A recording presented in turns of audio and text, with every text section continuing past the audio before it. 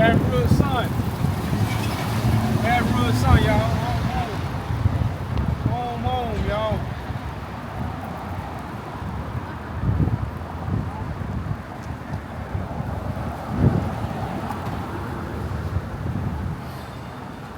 So, what y'all see me walking up to, I've been here all my life. I never know who this was. This is Christopher Columbus. Now, before we get into that, this is behind me. This is the port. This is the port of Baton Rouge. Behind me, what you see, all this is the port of Baton Rouge. That's the Mississippi River. Behind me is the Mississippi River. This is where I was born and raised. My house is like 5 minutes away from here. You know, we used to ride our bikes up here. Childhood spent in downtown. But if you look at this statue right here, y'all, this is Christopher Columbus. If you can zoom in, I'm gonna step down, see if I can get to it. I didn't know this, y'all. But it's crazy how this date say 1492 to 1992. Now, I don't know why, but it says from the Italian American community. So Italians was very influenced with Ethiopia. See, we gotta, if Christopher Columbus was Italian, then he was very familiar with the Ethiopians. So Italian American community. Now, from the Italian American community, so that means Christopher Columbus was Italian. Now, Italian and Ethiopians have a lot of history. Italians and Ethiopians have a lot of history. Italians been invading Ethiopia since, I want to say, maybe not Tedros' time, but after Tedros. You know, Menelik, I think Menelik fought with the Italians 2 or 3 times while he was emperor of Ethiopia. You know, the Italians took control of Ethiopia for like 7+ years. They took control of Ethiopia. So, I never knew Christopher Columbus was Italian. Now, I could be wrong. Again, I'm not a scholar on him. That ain't my field. But according to this, they saying he's Italian or connected to the Italians in some way. Now, what he's holding in his hand up there, I don't know. I don't know if we can get it. It's like a Freemason compass type of thing. That's a Freemason compass? I think so. I don't That's know what it looked like. You know, but this is Christopher Columbus, downtown Baton Rouge, Louisiana. Now, this thing is dedicated, the Christopher Columbus Monument is dedicated to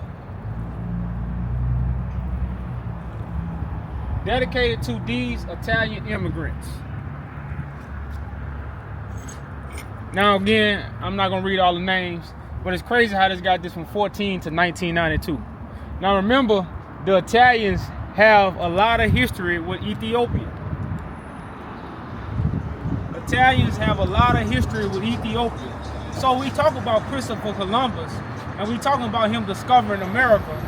We talk about him with Moors, you know.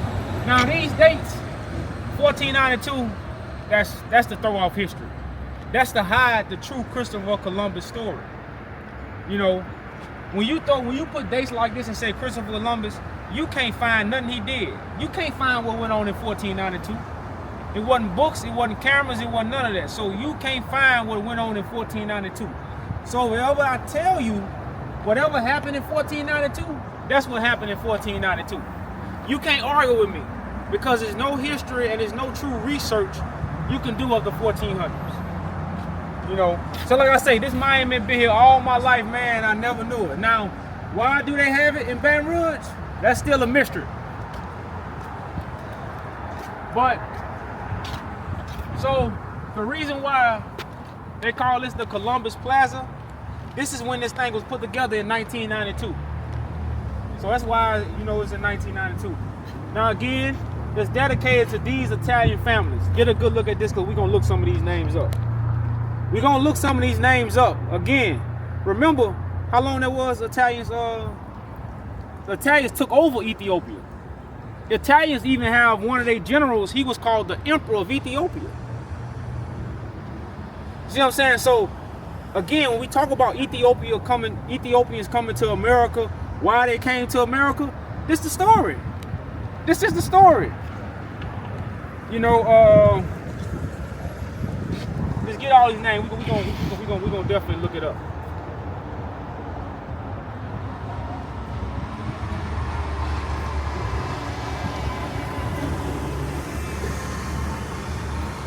So right now, I'm gonna take you to the Mississippi River. We'll take a walk. Just let y'all see it. If you haven't seen Baton Rouge, this is Baton Rouge. Again, this is where I was born and raised. You get the U.S. veteran kids.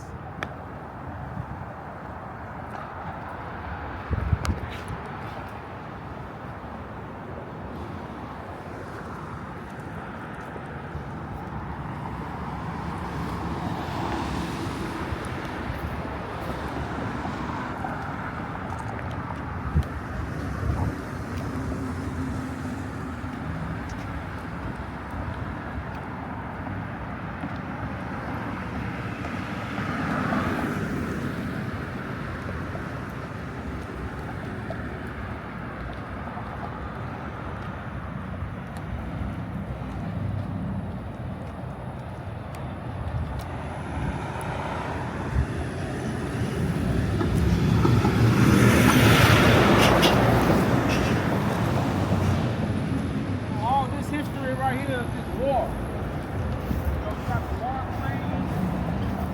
You know, all this is dealing with war. You know, when you're young, you live in here, you playing around this stuff. You know, this stuff don't matter to you, man. But when you truly learn history and what happened, you know, what really went down. So again, we got the Korean War. 1950. It's crazy how America started fighting United States started fighting a lot of other nations, like the bombing. They started fighting other nations in the 1900s. But when it comes to Africa and when it comes to slaves, they take us all the way back to the 1600s. That's by design, y'all, so you won't find out what truly happened. Because what truly happened to us affects the world. Stuff happened to other nations too, but what truly happened to us, it affects the world. They don't want us to know. So they always throw time off when it comes to African people. Now, whoever this is Lieutenant General John Archer, Eugene, United States Marine Corps. Major General in World War I. You know, now you notice how Woods is at a statue from 1492, and then we jump over to the 1900s. It was nobody between, that's 500 years? Nobody? You know? So again, y'all, when you talk about history, they control the dates, so they control the story. Whoever controls the dates, control the story.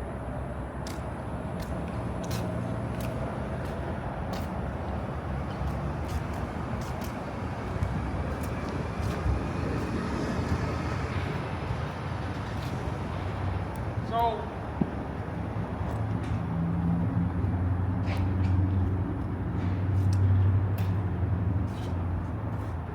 again, you got all the wars, y'all. This is the wall of all the wars. You know, the War of 1812, the Revolutionary War. Now, look, I'm gonna show you how. Now, when you deal with 1775 through 1783, you have nothing on this wall, right? Because the further you go back, the less of the story you can tell. The further you go back, the less of the story you can tell. Even in the 1800s, you see a few names.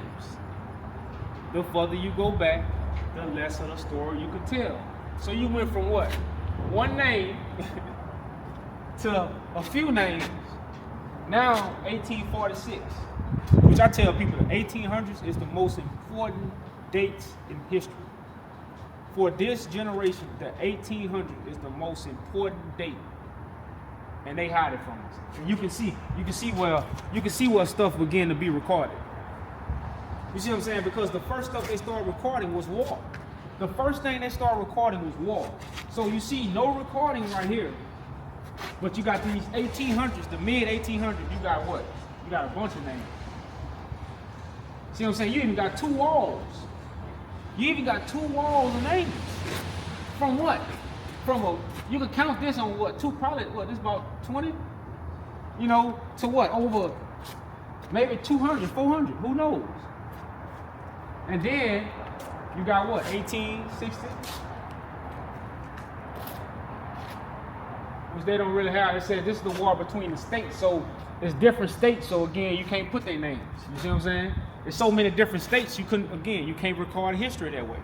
History was not being recorded. Then you got the war between Spain, 1898. And then what? You go into World War I. Now they leave out a lot of wars, y'all. That's why when they teach us history, they say we learn world history. We never learn world history. We learn the history of the United States. World history and United States history is totally different. You know, and again, when you're dealing with the United States, you're dealing with all people from different parts of the world. So world history is important than United States history. But so many people are proud American. I'm not a proud American. I'm not a proud American. So again, World War I, you got World War, World War II. Just go all the way down, because again, that's when they really start recording history. In the 1900s. Very few stuff was recorded. But you're dealing with the 1900s, you're dealing with cameras, you know, you're dealing with the ink pen, you're dealing with the print press, you know, you're dealing with so much. So 1900s, the early 1900s is very important. But again, if you was a slave, if you've been a slave since the 1600s, the 1800s won't matter to you, or the 1900s. You're going to try to go in the 15, you're going to try to find stuff before you was a slave. They told us we were slaves in the 1600s. That's a lie. So we don't care about the 17, the 18, the 1900s. That don't matter to us because we feel like we're not even in the race. But we was very in the race in the 1800s. We was in the race in the 1900s. So the history that, you know, because we've been told we were slaves since the 1600s, we don't care about history. You know, but this is all the wars that, you know, that's important to America.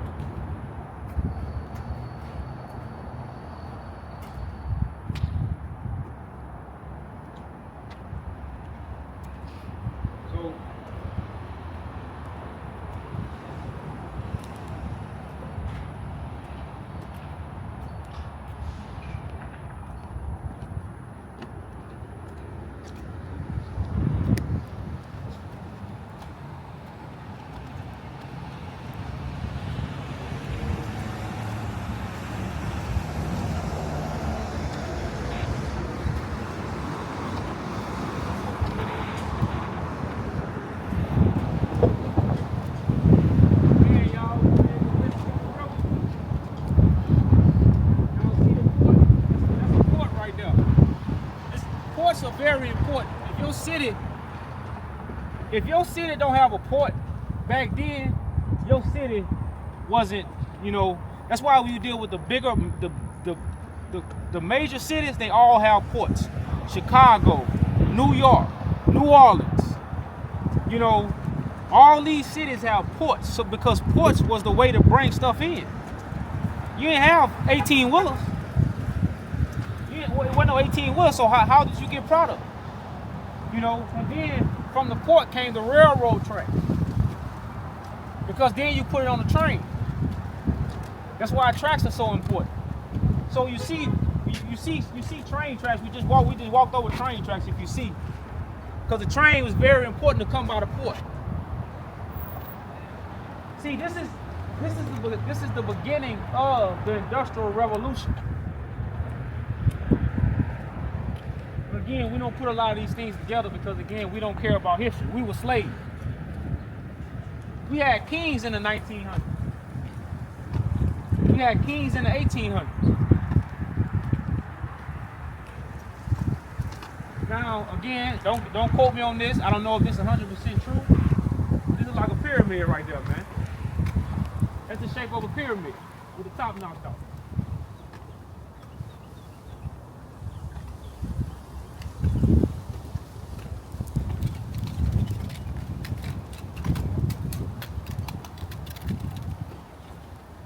Look at that right there. What that look like, y'all? Not like a pyramid? But you keep, because it's going like this. So if you keep building it, that's what you get.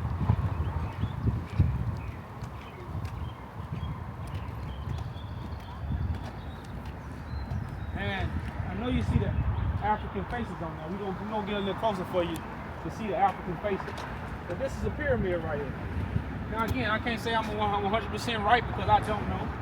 But it's like a pyramid covered up.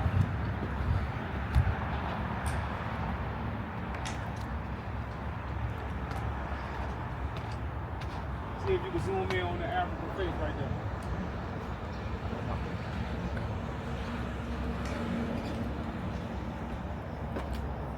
And this is a water source. You got water coming to the pyramid. See this built now. When did they build all this? I don't know. They definitely, but this is like, oh, I know it's old concrete. You can look at it.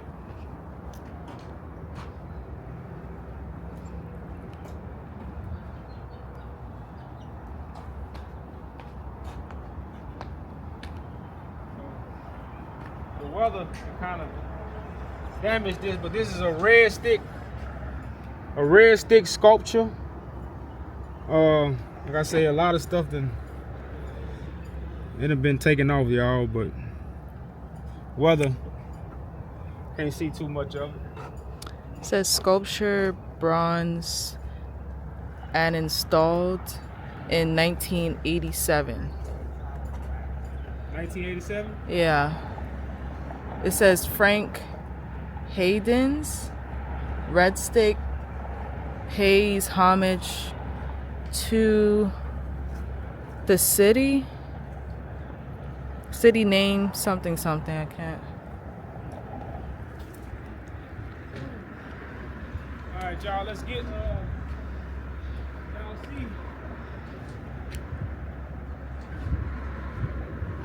You want to take the camera? African faces, y'all.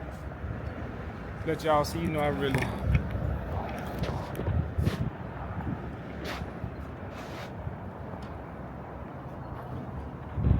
Y'all see, I don't know the sun blocking it. Why would they put this up here? Why would they put this up here? It's like they're shaking their hands. Yeah. Like they shaking hands, you see? If you're able to see it. Like they shaking hands or something.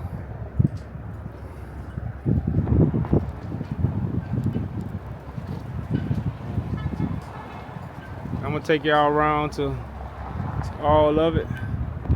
And I don't know what's the inside right there, but I say, man, them pipes.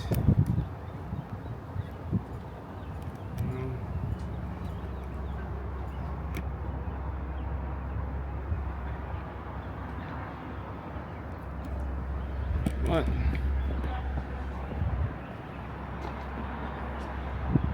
That's just hands right here. I don't know really what that means, but it's just all hands.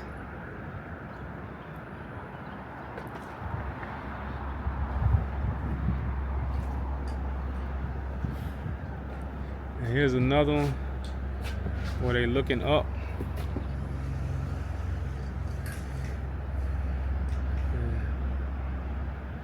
Y'all see, look at the hairstyles, man. Y'all see them hairstyles?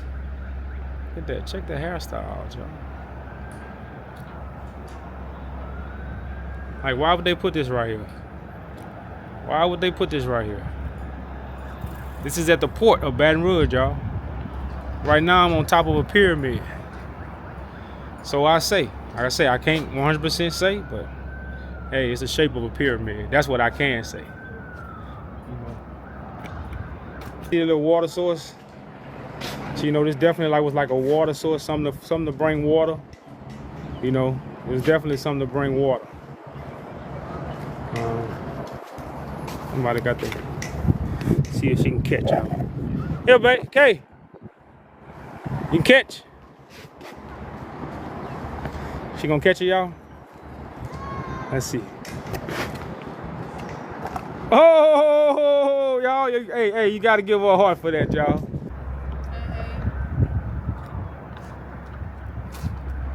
Did y'all see the port? Something's smoking over there. Yeah, like something burning.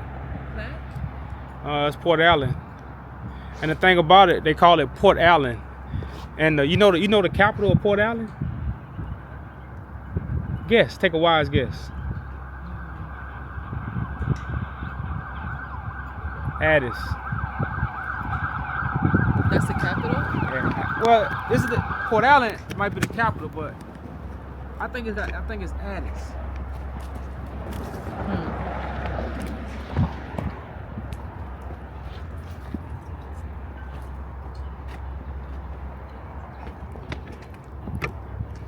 Yeah, that's called Port Allen over there. Across the way is Port Allen. So y'all, this is my city, man. This is my city. Get that. The Port of Greater Baton Rouge. Let's see if I can zoom in.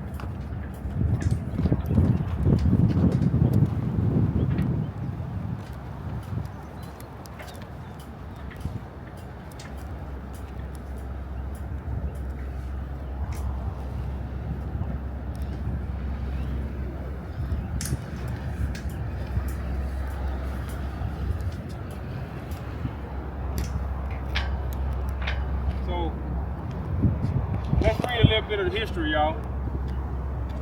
It says early French colonial laws and directives required landholders. So those who held land along the river, which is the most important land to have, is along the river. So it says required landholders along the streams and buyouts. So they wanted to buy them out to build roads, levees that fronted the waterways. Spanish rule in the later 18th century further enforced these laws. First it was the French, then it was the Spanish. You know, but again, that's why you have to understand, y'all, true history, man, you know. And look, they got the evolution of levees, right? 1844 is when they start. 1844, the first levee along the Mississippi River was built around New Orleans between 1718, it should be 1818, and 1727, which is a lie. Because the evolution of Mississippi River levees, they telling you right here, but then they lying to you right here. They telling you 1800s, but then that's why when they say 18th century, it's the 1800s. When they say 17th century, it's the 1700s. It's not the 1600s, y'all. That's another way again of controlling history and telling lies. So I think that's it. That's all I got for y'all. But again, welcome to my city. This is Baton Rouge. But again, welcome to my city, y'all. This is Baton Rouge, is where I was born and raised. It's a lot of history here. It's a lot of overlooked things, you know, that we talk about. That's why you have a port here, and you need to understand that these things are very important when it comes to history and what shape American history. With that being said, y'all, peace and blessings.